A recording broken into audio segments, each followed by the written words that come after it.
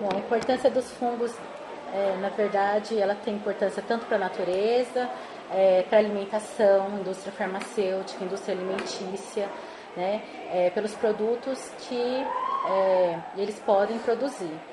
No caso na natureza, eles ao lado das bactérias são grandes decompositores, ajudam na reciclagem da matéria orgânica, né, transformando a matéria orgânica morta em matéria inorgânica.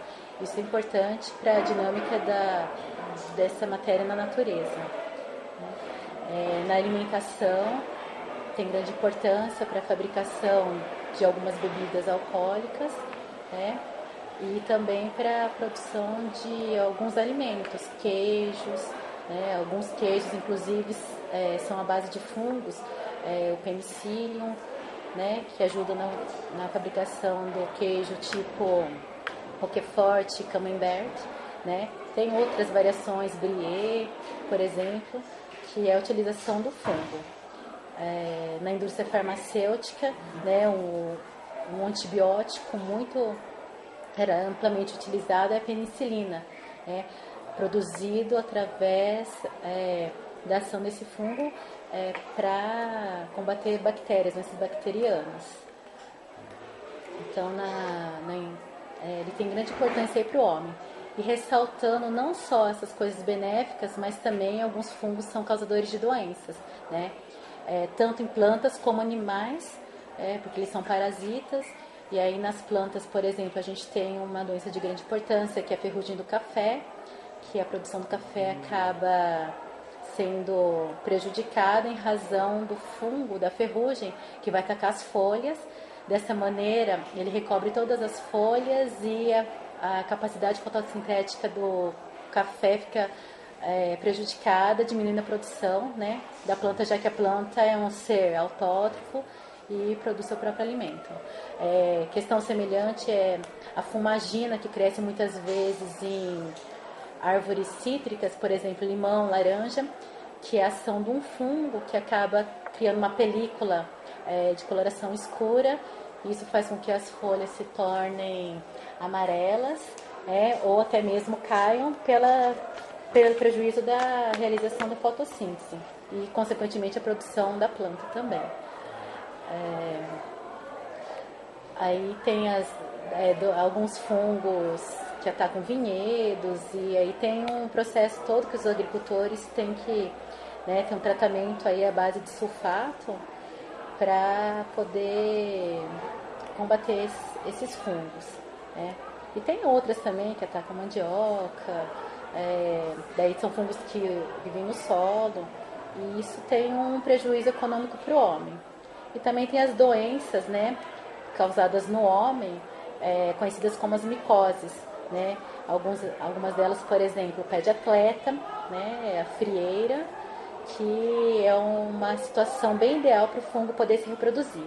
Uma vez que ele não faz a fotossíntese, ele não precisa de luz, e o ambiente ideal para ele é a umidade. Então, o pé de atleta ou frieira geralmente ocorre nos pés, em que a pessoa acaba suando assim muito e não troca constantemente os calçados, né? E a má higienização também pode fazer com que desenvolva os fungos Bom, a respeito aí dos fungos, né, que a gente pode falar, as características gerais deles, né, as características que classificam no reino fungi, como o número de células, são classificados como unicelulares. Alguns tipos dos fungos, né, contêm uma única célula, por exemplo, as leveduras, enquanto a grande maioria é pluricelular ou multicelular, né, composto por várias células.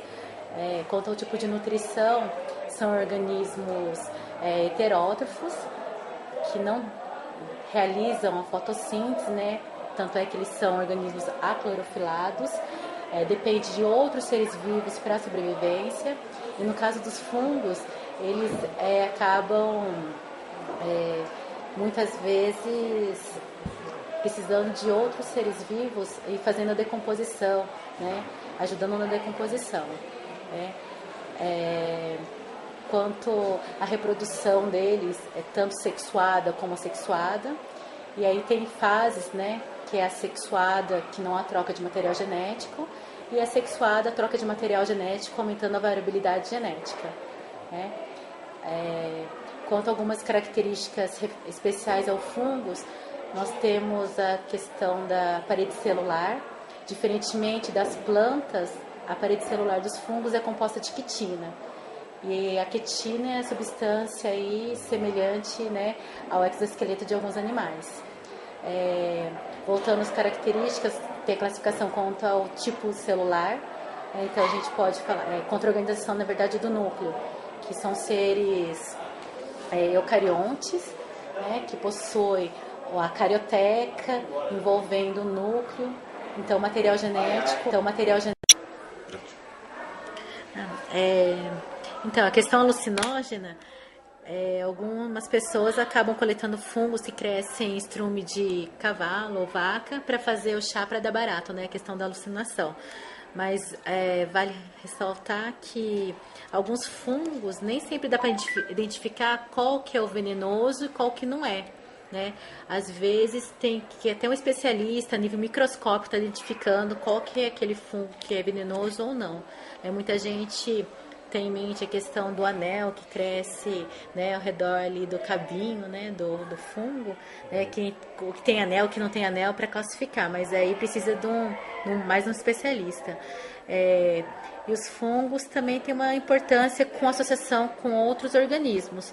Por exemplo, nas associações mutualísticas, né, formando os líquens, ele tem associação com as algas, e os líquens são de extrema importância porque numa comunidade eles são os pioneiros, né? Eles, numa associação ecológica, é o primeiro organismo que vai primeiro. Bom, os fungos também têm não só a questão de contribuir para a natureza ou da alimentação, né, medicina e tudo mais, mas tem alguns que são ligado muito à cultura, né? Alguns são alucinógenos, né? Outros são venenosos, e aí isso pode, né, se a pessoa não souber ao certo, pode causar alguns problemas aí, levando até a morte.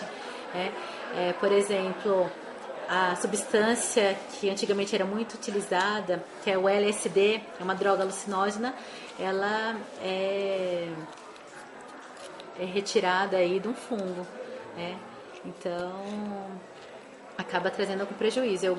E alguns fungos, por exemplo, cogumelo, o Amanita muscaria, né, o típico de o pírio vermelho com as pintinhas brancas, né? Ele é alucinógeno e também é venenoso. Só que algumas culturas acabam utilizando, né, alguns rituais assim, da própria cultura mesmo.